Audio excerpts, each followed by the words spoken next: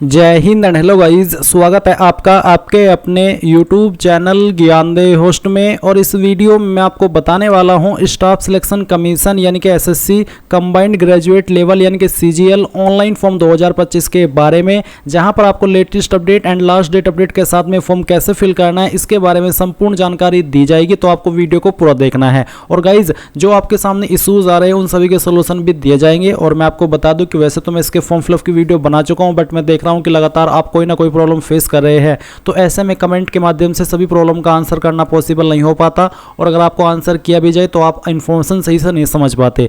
तो अगर आप यहां पर ओल्ड कैंडिडेट है तो कैसे आपको इसमें अपना डिटेल्स जो आधार की है वो वेरीफाई करते हुए आगे फॉर्म को कंप्लीट करना है वो बताया जाएगा। अगर आप न्यू कैंडिडेट है तो कैसे आपको OTR करके अपना फॉर्म अप्लाई करना है वो बताया जाएगा। अगर आप एपियरिंग कैंडिडेट है तो क्वालिफिकेशन की जानकारी कैसे भरनी है वो बताया जाएगा। और अगर आप पास्ट है कैंडिडेट, क्वालिफिकेशन आपकी ग्रेजुएशन की, तो आपको कैसे जानकारी भरनी है, रोल नंबर में क्या भरना है वो सब अच्छे से बताया जाएगा।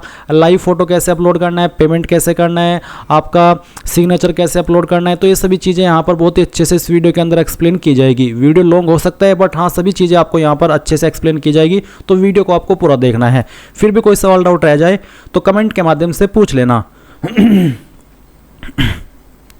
अब गाइज आप क्या करेंगे, अब गाइज आगे बढ़ने से पहले कहना चाहूँगा कि अगर आपने अभी तक वीडियो को लाइक शेयर नहीं किया कर दीजिए और चैनल को सब्सक्राइब करके बेल आइकन ऑन कर लेना। इसके बाद में जो लिंक वीडियो के डिस्क्रिप्शन में दिया है आप ओपन करिए। ओपन करने के बाद आपको जानने को मिलेगा कि इसके अंदर आपकी 14,582 पोस्ट निकाली हुई है और फॉर्म आप लोग यहाँ पर 4 जुलाई 2025 तक भर पाएंगे। यानी कि आपके पास ज़्यादा समय बचा नहीं है फॉर्म को भरने के लिए, लास्ट डेट आपकी काफ़ी नज़दीक है। तो ऐसे में यहाँ पर जितना जल्दी हो सके फॉर्म को भर लीजिए। और अगर आप कोई भी वेबसाइट पर इशू फेस कर रहे हैं जिसमें कि वेबसाइट प्रोसेस होने में टाइम ले रही है, तो आपको रात में 1 बजे 2 बजे या फिर 3 बजे फॉर्म को फिल करने की कोशिश करना है, क्योंकि उस वक्त वेबसाइट के ऊपर ट्रैफिक कम होगा और आप अपना फॉर्म स्मूथली फिल कर पाएंगे। तो ये चीज़ें आपको ध्यान में रखनी है।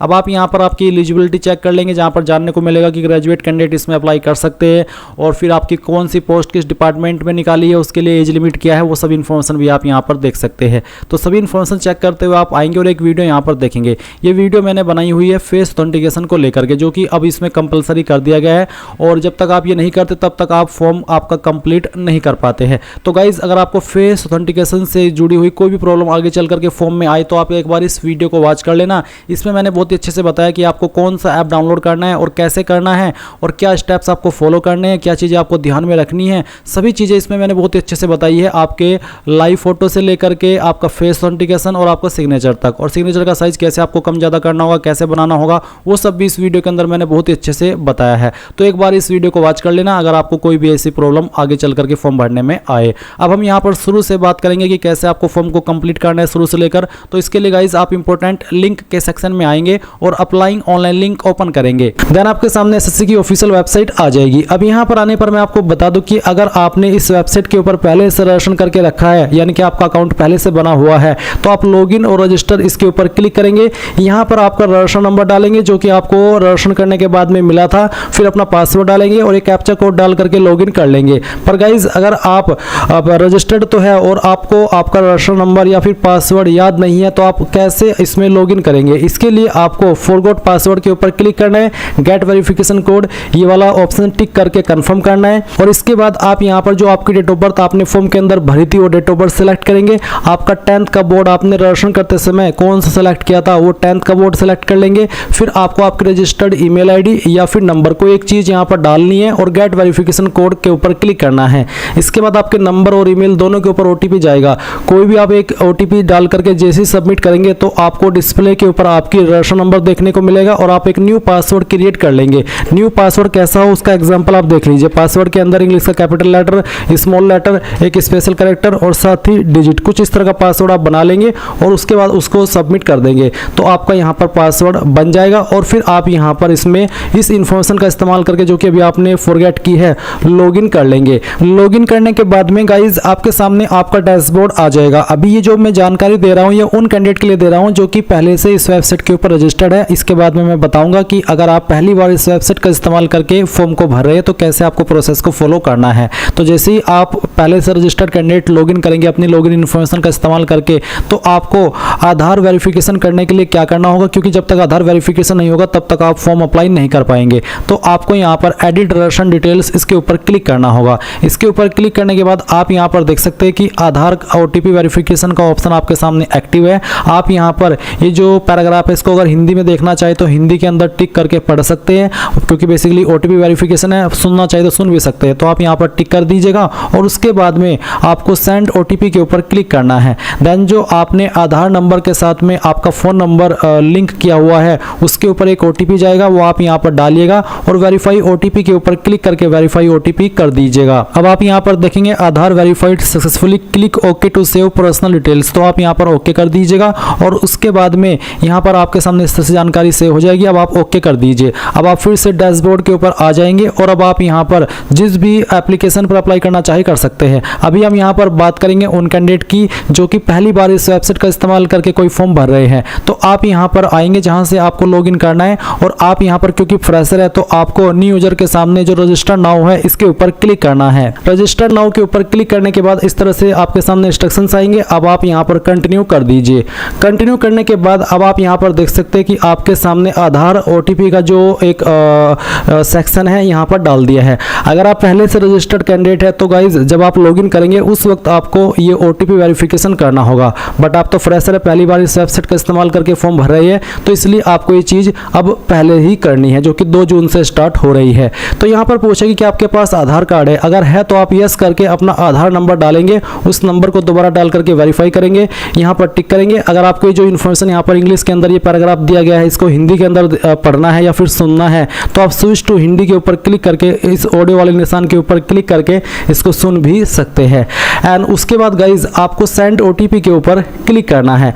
अगर गाइज आपके पास आधार नहीं है तो आप यहाँ पर इस पहले वाले ऑप्शन में नो करके इनमें से कोई एक ID दे सकते हैं। जैसे कि आप यहाँ पर देख सकते हैं Aadhaar card, voter ID card, PAN card, driving licence, government ID card, तो इनमें से कोई भी एक ID आप दे दीजिएगा। फिर जैसे कि यहाँ पर please upload date of birth proof, जिसमें कि आप birth certificate, school leaving certificate, certificate of date of birth, इनमें से आपको एक सर्टिफिकेट देना होगा DOB प्रूफ के लिए। फिर एड्रेस प्रूफ के लिए आप इनमें से कोई एक ID दे सकते हैं। उसके बाद आप यहाँ पर आपका फोटो अपलोड करेंगे। उसके बाद आप देखेंगे अपलोड जेंडर प्रूफ, आपको जेंडर प्रूफ भी देना होगा जिसमें कि आप Aadhaar card, voter ID card, birth certificate, school leaving certificate, इनमें से कोई भी एक चीज़ दे सकते हैं। तो ये सभी चीज़ें आपको देनी होगी अगर आप आधार के अलावा किसी और अन्य ID का इस्तेमाल करके इसमें रजिस्टर हो रहे हैं। पर अगर आपके पास आधार है तो सिंपली इसमें यस करके अपना आधार नंबर डाल करके दोबारा डाल करके यहाँ पर टिक करके सेंड OTP के ऊपर क्लिक कीजिएगा। इसके बाद जो OTP आपके नंबर के ऊपर गया है वो नंबर जो कि आपने आधार के साथ में लिंक करके रखा है वो आप यहाँ पर डालिएगा और वेरीफाई OTP इसके ऊपर क्लिक कीजिएगा।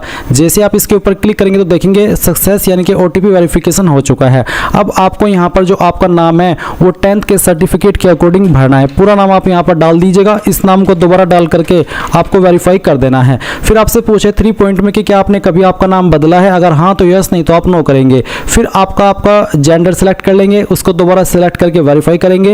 एंड देन जो आपकी डेट ऑफ बर्थ है ये आपको यहाँ पर एंटर करनी है। डेट ऑफ बर्थ भी आपके 10th के सर्टिफिकेट के अकॉर्डिंग होनी चाहिए। इसके बाद में गाइज आप यहाँ पर वेरीफाइड डेट ऑफ बर्थ में दोबारा से अपनी डेट ऑफ बर्थ सेलेक्ट करेंगे और उसको वेरीफाई कर देंगे। फिर आपका जो फादर नेम है वो भी आपको डालना है 10th के सर्टिफिकेट के अकॉर्डिंग ही और उसको दोबारा डाल करके वेरीफाई करना है। फिर आप मदर नेम डालेंगे 10th के सर्टिफिकेट के अकॉर्डिंग और दोबारा डाल करके वेरीफाई कर दीजिएगा। 8 पॉइंट है matriculation 10th class education board, आपने आपकी 10वीं किस बोर्ड से की है। यहाँ पर आपको काफ़ी सारे बोर्ड देखने को मिल रहे हैं, तो इनमें से जो भी आपका बोर्ड है वही बोर्ड आपको यहाँ पर सिलेक्ट कर लेना है। ये बोर्ड सिलेक्ट करने के बाद में आप यहाँ पर देखेंगे 9 पॉइंट रोल नंबर का, तो जो आपका रोल नंबर है वो भी आपको 10th के सर्टिफिकेट के अकॉर्डिंग यहाँ पर भरना है। और आपको बोला कि roll code is given in your matriculation certificate then enter roll code, यानी कि अगर आपके 10वीं के सर्टिफिकेट के ऊपर रोल कोड है तो आप यहाँ पर रोल कोड भी दे सकते हैं। तो बेसिकली अगर रोल नंबर है तो रोल नंबर डाल दीजिए, रोल कोड है तो रोल कोड डाल दीजिएगा और उसको दोबारा डाल करके वेरीफाई कीजिएगा। फिर आता है ईयर ऑफ पासिंग, किस साल के अंदर आपने आपकी 10वीं पास कर ली थी, वो साल आप यहाँ पर सेलेक्ट कर लेंगे, उसको दोबारा सेलेक्ट करके आपको यहाँ पर वेरीफाई कर देना है। 11 पॉइंट है highest level of education qualification, वो आपकी क्वालिफिकेशन जो कि आपने कंप्लीट की हो। अगर आप अभी कोई क्वालिफिकेशन कर रहे हैं जैसे कि डिप्लोमा, ग्रेजुएशन, तो आप उसको सेलेक्ट ना करिएगा, आप वही क्वालिफिकेशन सेलेक्ट करिएगा जो कि आपकी कंप्लीटेड है। उसके बाद आप देखेंगे कैंडिडेट्स मोबाइल नंबर, आप आपका मोबाइल नंबर डालिए जो कि आप रजिस्टर करना चाहते हैं। और फिर जैसे कि मैं यहाँ पर आपको नंबर डाल करके दिखाता हूँ। तो चलिए हम यहाँ पर एक नंबर एंटर कर देते हैं। तो आप यहाँ पर जैसे ही नंबर डालेंगे आपको सेंड OTP का ऑप्शन देखने को मिलेगा, आप इसके ऊपर क्लिक कीजिएगा।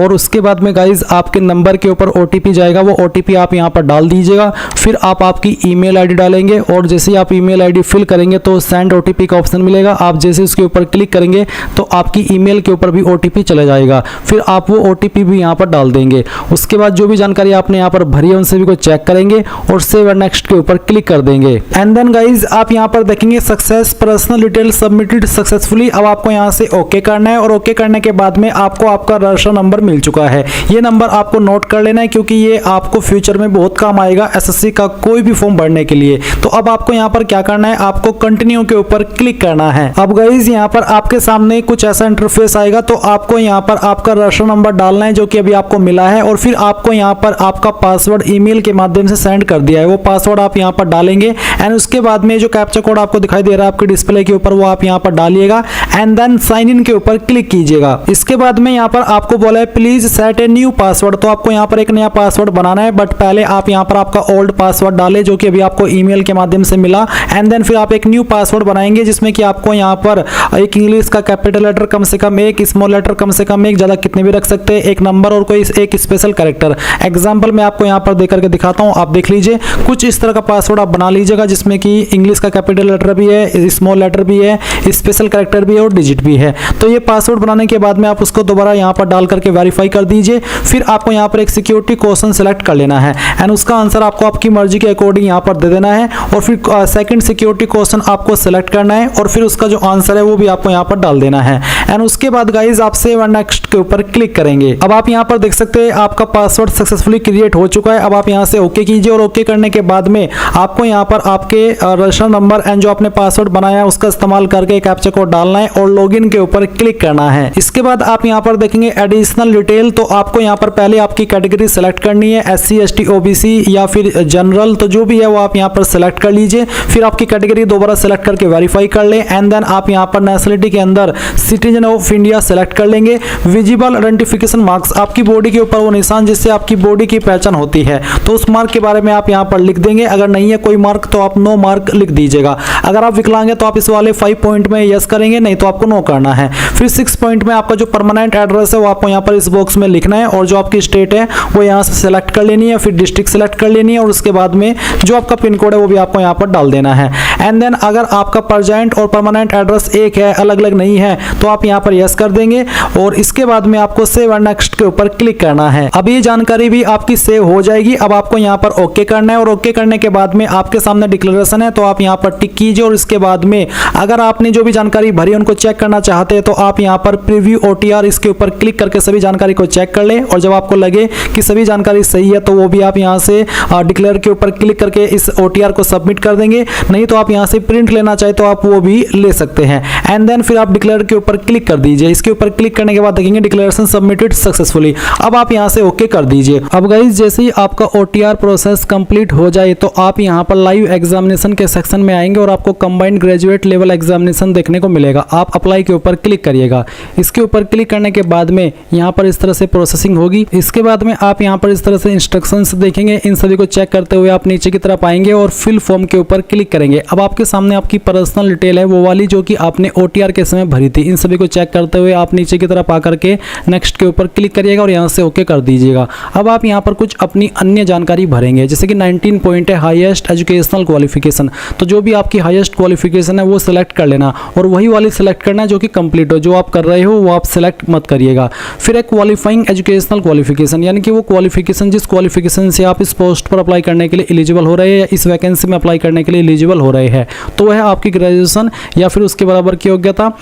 तो जो भी आपके पास है ग्रेजुएशन है या उसके बराबर की योग्यता वो आप सिलेक्ट कर लीजिएगा। मैं यहाँ पर ग्रेजुएशन सेलेक्ट कर लेता हूँ, आप भी यही सिलेक्ट कर लीजिएगा अगर आप ग्रेजुएटेड है। इसके बाद आप देखेंगे 20.1 ये जो आपकी एजुकेशनल क्वालिफिकेशन है ये आपने पास कर ली है या अभी आप कर रहे हैं। अगर पास कर लिए तो पास सिलेक्ट करेंगे, अगर कर रहे हैं तो एपीयरिंग सेलेक्ट करके पासिंग ईयर में 2025 सेलेक्ट कर लेना। पर अगर पास है तो आप यहाँ पर पास सिलेक्ट करेंगे और जिस साल के अंदर आपने पास की है वो साल आप यहाँ से सेलेक्ट कर लेंगे। फिर कौन सी स्टेट से की है, कौन सी स्टेट के अंदर आपकी इंस्टीट्यूट अवेलेबल थी, वो स्टेट आपको सिलेक्ट करनी होगी। उसके बाद में आप देखेंगे नेम ऑफ यूनिवर्सिटी इंस्टीट्यूट, तो कौन सी यूनिवर्सिटी से की है उसका नाम आप देख लीजिए। अगर लिस्ट में है तो अच्छी बात है, नहीं तो आप यहाँ पर अदर्स का ऑप्शन सेलेक्ट कर सकते हैं।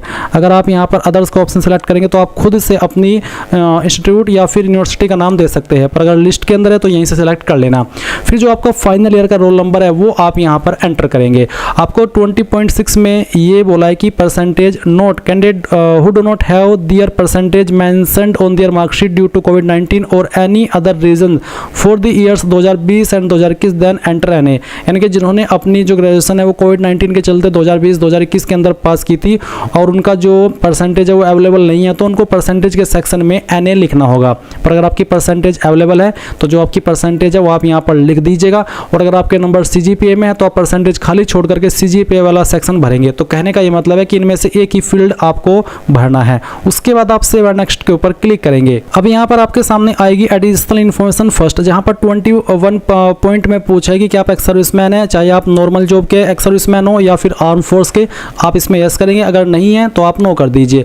फिर क्या आपको आयु सीमा के अंदर छूट चाहिए, अगर आप SC ST OBC है और आपको छूट चाहिए, आप ओवर एज हो चुके हैं, तभी आप इसमें यस करिएगा और फिर बताइएगा कि आपको किस कैटेगरी के तहत एज के अंदर छूट चाहिए। पर अगर आप SC ST OBC है और ओवर एज नहीं हुए हैं तो आप सिंपली नो कर दीजिएगा, यस करने की आवश्यकता नहीं है। तो यस तभी करना जब आप ओवर एज हो और आपको छूट चाहिए हो। फिर 23 पॉइंट है कि क्या आप आपकी पर्सनल इन्फॉर्मेशन SSC को देना चाहते ताकि वो आपको फ्यूचर में जो अपडेट सेंड करते रहे। चाहे आप इस ऑप्शन में यस करें चाहे नो करें, आपके फर्म के ऊपर कोई नेगेटिव प्रभाव नहीं पड़ेगा, तो आपकी मर्जी है, चाहे आप इसमें यस कर दे चाहे नो कर दे। उसके बाद आप सेव एंड नेक्स्ट के ऊपर क्लिक करेंगे। अब आप यहाँ पर देखेंगे एडिशनल इन्फॉर्मेशन 2, जहाँ पर आपको 24 पॉइंट में एग्जाम सेंटर की प्रेफरेंस देनी है। तो पहली चॉइस आप किस सिटी को देना चाहते हैं एग्जाम सेंटर के लिए, वो आप सेलेक्ट कर लीजिएगा। सेकंड चॉइस किसको देनी है, थर्ड चॉइस किसको देनी है, ये सब आप सेलेक्ट कर लेना। इसके बाद यहाँ पर जो आपके सामने 25 है पॉइंट 1 2 3 वो है जो कि विकलांग कैंडिडेट भरेंगे। अगर आप विकलांग नहीं है तो आपको ये भरने की आवश्यकता नहीं है। आपको एक आंसर करना है 25.3 का, जिसमें कि यह है कि आपको लिखने में लिमिटेशन है और आपको स्क्राइब चाहिए, आप नहीं लिख सकते। अगर आप ऊपर वाले की दया से बिल्कुल ठीक ठाक है तो आप इस ऑप्शन में नो कर देना। फिर नीचे की तरफ आप आएंगे और आपसे पूछा है कि are you also applying for the post of junior statistical officer, यानी कि जो जूनियर स्टैटिकल ऑफिसर की पोस्ट है कि आप उसके लिए भी अप्लाई करना चाहते हैं। इस पर अप्लाई करने के लिए अलग से एक स्पेशल क्वालिफिकेशन चाहिए जो कि आप यहाँ पर नोटिफिकेशन के अंदर आकर के देख सकते हैं। तो अगर आपके पास ये वाली क्वालिफिकेशन भी है और आप इसके लिए भी अप्लाई करना चाहते हैं तभी आप इसमें यस करिएगा। अगर वो वाली क्वालिफिकेशन नहीं है तो आप नो कर दीजिएगा। फिर 27 पॉइंट है कि are you also applying for statistical investigator grade 2, इस पर भी एक स्पेशल क्वालिफिकेशन चाहिए ग्रेजुएशन की कैटेगरी में ही। अगर आपके पास वो क्वालिफिकेशन है और आप इस पर अप्लाई करना चाहते हैं तो यस कर देना, नहीं तो आप नो करेंगे।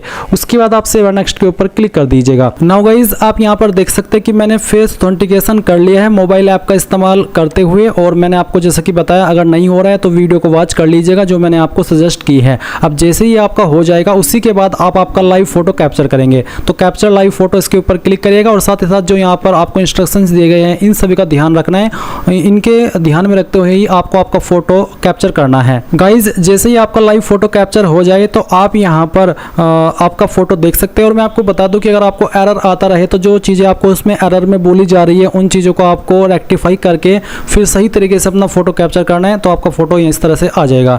देन आप आपका सिग्नेचर अपलोड करेंगे और आपका जो सिग्नेचर है वो किस तरह का होना चाहिए उसका जो इंस्ट्रक्शंस है वो आप यहाँ पर ये PDF ओपन करके देख लेंगे। जैसे ही आप ये PDF ओपन करेंगे तो आपको देखने को मिलेगा कि कैसा आपका सिग्नेचर एक्सेप्ट होगा और किस तरह के सिग्नेचर रिजेक्ट होंगे। साथ ही साथ फोटो किस तरह का एक्सेप्ट होगा वो भी आप यहाँ पर चेक कर सकते हैं।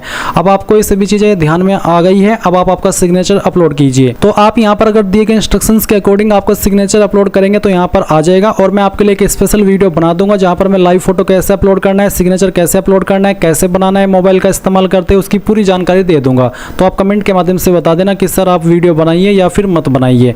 इसके बाद जैसे ही आपकी दोनों चीज़ें हो जाए तो आप सेव एंड नेक्स्ट कर देंगे और अब आपके सामने यहाँ पर आपके फॉर्म का फाइनल प्रीव्यू आ जाएगा। जो भी जानकारी आपने शुरू से लेकर अभी तक भरी है वो सभी आपके सामने है। और नीचे की तरफ तब आप आएंगे सेव एंड नेक्स्ट के ऊपर क्लिक करेंगे, फिर आप यहाँ पर आई अग्री इसके ऊपर क्लिक करेंगे और जो कैप्चा कोड आपकी डिस्प्ले के ऊपर आ रहा है ये कैप्चा कोड आपको यहाँ पर एंटर करना है। ये एंटर करने के बाद में आप यहाँ पर सबमिट कर दीजिएगा। सबमिट करने के बाद देखेंगे कि आपका फॉर्म सबमिट हो चुका है और जो कैंडिडेट इस फॉर्म को SC ST and all category female से भर रहे हैं उनके सामने कोई फीस का पेमेंट नहीं आएगा, वो डायरेक्टली अपने फॉर्म का प्रिंट ले सकते हैं। और गाइज अगर आप जनरल OBC है तो आपको पहले फी पेमेंट करना होगा। जब आपका फी पेमेंट हो जाएगा उसके बाद ही आप अपने फॉर्म का फाइनल प्रिंट आउट ले पाएंगे। अगर प्रिंटर नहीं है तो आप PDF के रूप में इसको सेव कर लीजिएगा और बाद में प्रिंट कर लीजिएगा। तो इस तरह से गाइज आप लोग SSC CGL ऑनलाइन फॉर्म 2025 भर पाएंगे। आई होप ये प्रोसेस आपको पसंद आया होगा। So thanks for watching. जय हिंद।